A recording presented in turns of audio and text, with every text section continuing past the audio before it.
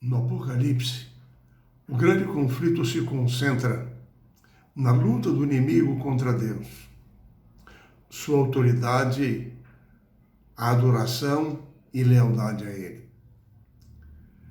Expulso do céu, o inimigo de Deus continuou a sua luta na terra, procurando levar o ser humano junto com ele.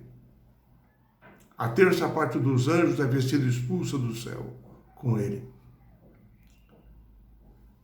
No Apocalipse, o inimigo estabeleceu um poder na terra, um poder religioso, para usurpar a autoridade de Deus, introduzir um falso sistema de adoração, pretendendo levar as pessoas em lealdade a ele pela força. Em contrapartida a isso, o reino de Deus é um reino de amor que motiva as pessoas a reconhecê-lo, a adorá-lo, a terem alegria em adorá-lo, porque ele é o Criador, Salvador e Redentor. Aquele que ama Deus possui um compromisso de fé com Ele, de fidelidade. Reconhece-o como seu Senhor, pelo amor que Ele manifestou em seu favor na cruz do Calvário. E assim está disposto a segui-lo e a viver com Ele. Nesta lição, ao estudarmos os eventos do tempo do fim, nós analisaremos as diferenças no modo de atuação de Deus e do inimigo. Nas mensagens dos 3 anjos, em Apocalipse capítulo 14, primeiro o anjo chama os adoradores a adorarem a Cristo como Criador. Depois adverte quanto à queda de Babilônia, um falso sistema religioso.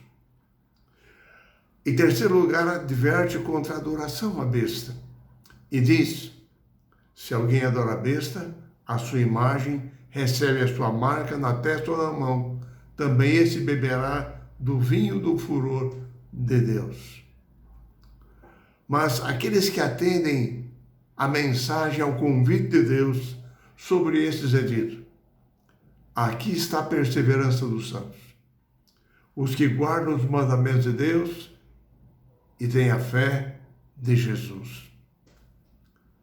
A palavra grega em Apocalipse para perseverança, o pomone, pode ser traduzida como perseverança inabalável. No tempo do fim, Deus terá um povo leal a Ele. Um povo que, mesmo em meio às provas, às perseguições, cheios de graça pelo poder do Evangelho, viverão em obediência ao Senhor, em comunhão com Ele. O conflito final será da lealdade ou a Cristo ou a besta.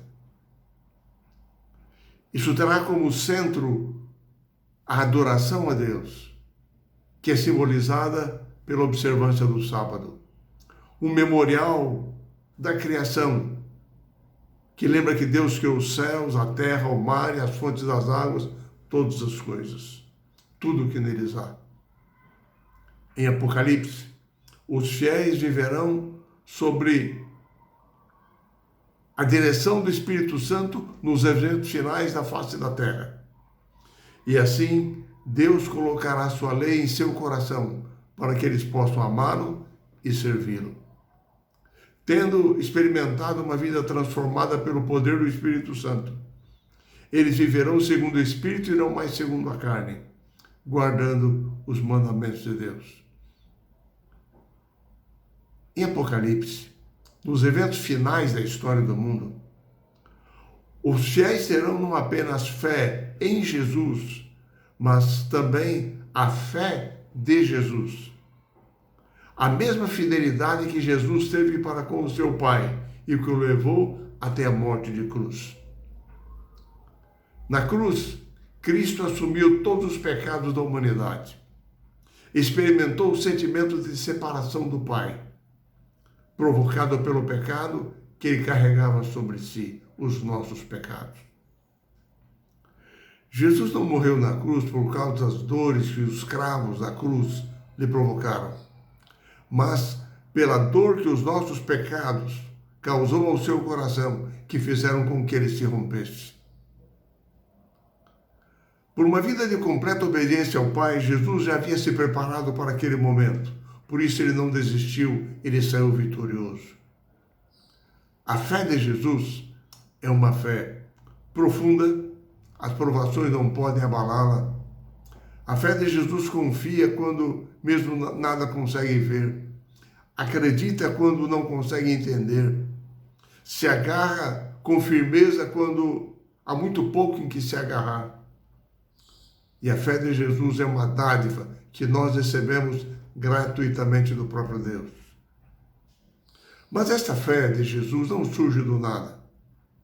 Os fiéis aprendem a viver pela fé dia após dia.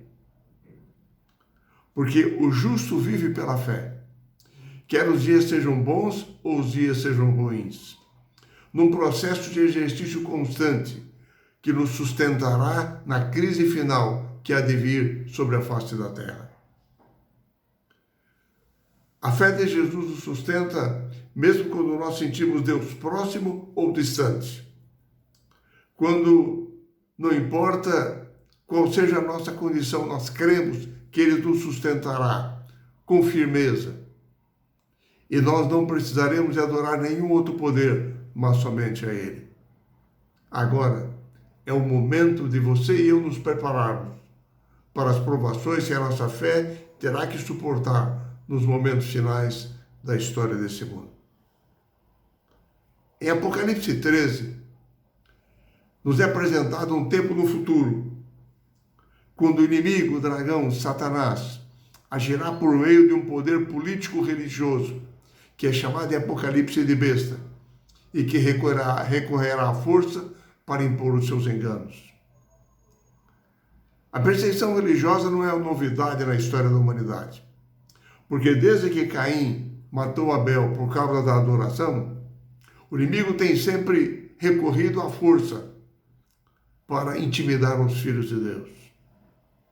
Assim, o Apocalipse nos diz que a marca da besta nos eventos finais da história será o último elo nessa cadeia de perseguições que o inimigo tem promovido contra os filhos de Deus através dos séculos no grande conflito contra Cristo.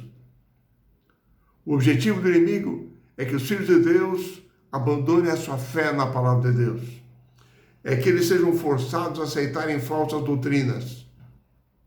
E é por isso que a marca da besta no final da história envolverá não apenas sanções econômicas, como não poder comprar, vender, mas levantará uma perseguição declarada, até mesmo decreto de morte, para tentar impedir que os filhos de Deus lhes sejam fiéis.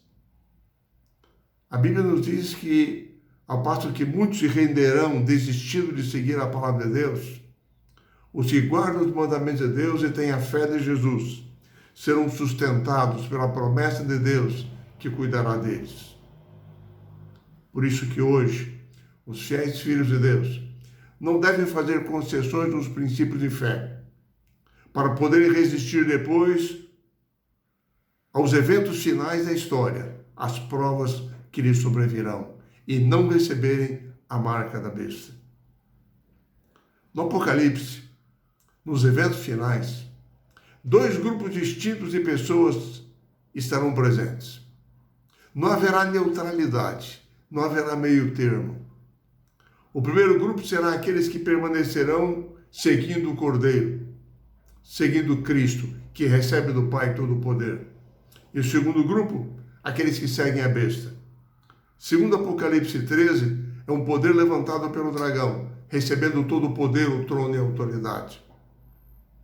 Em harmonia com o profeta Daniel, o Apocalipse nos mostra o que sucederia, como o inimigo trabalharia utilizando poderes humanos. Primeiro ele usou o Império Romano Imperial contra a mulher, a igreja, tentando matar um filho de Deus quando ele nascesse. Esse filho de Deus identificado no Apocalipse como o próprio Cristo, a quem Herodes tentou matar. Depois, um governador romano condenou Cristo à cruz. Soldados romanos o crucificaram e guardaram o seu túmulo. porém Cristo ressurgiu e foi arrebatado para junto do trono de Deus.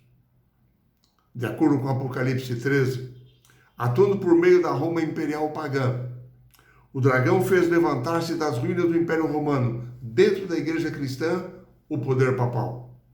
Um poder religioso que promoveria a apostasia, fundindo o cristianismo e paganismo.